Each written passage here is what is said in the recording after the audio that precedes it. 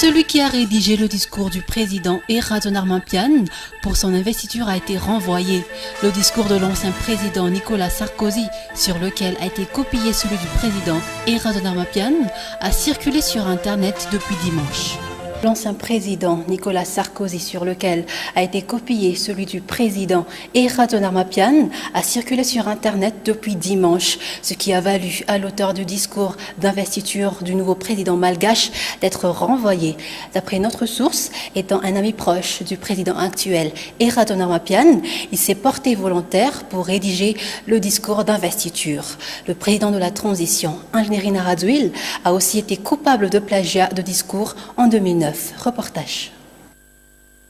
Ce n'est pas le président Eraton Armampian qui a rédigé son discours en français de samedi dernier, d'après ses proches collaborateurs. Il en avait seulement donné les grandes lignes.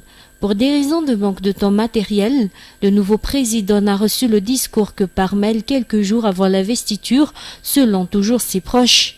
Depuis dimanche, par contre, le discours de l'ancien président français Nicolas Sarkozy, après son élection en mai 2007 sur lequel a été copié celui du président Eraton Armampian, a été publié sur Internet.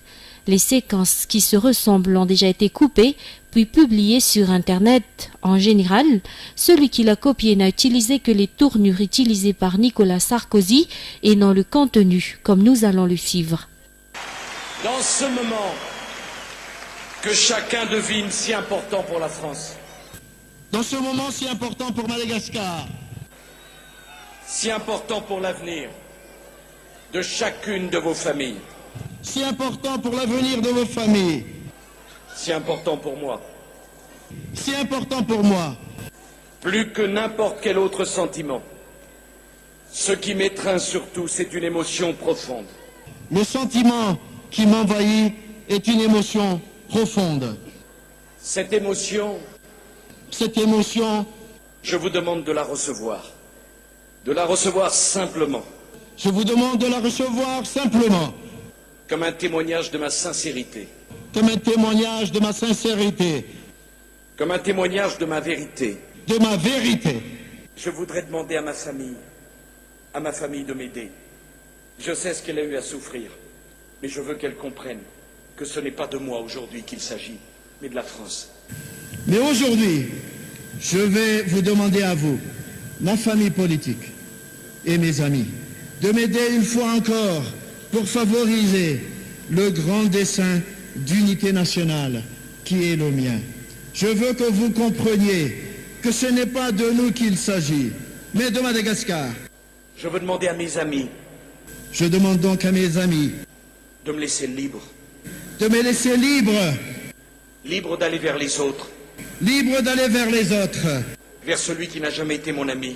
Libre d'aller vers celui qui n'a jamais été mon ami. Qui n'a jamais appartenu à notre camp. Qui n'a jamais appartenu à notre camp. À notre famille politique. Ou à notre famille politique. Qui parfois même nous a combattus. Et parfois même qui nous a combattus.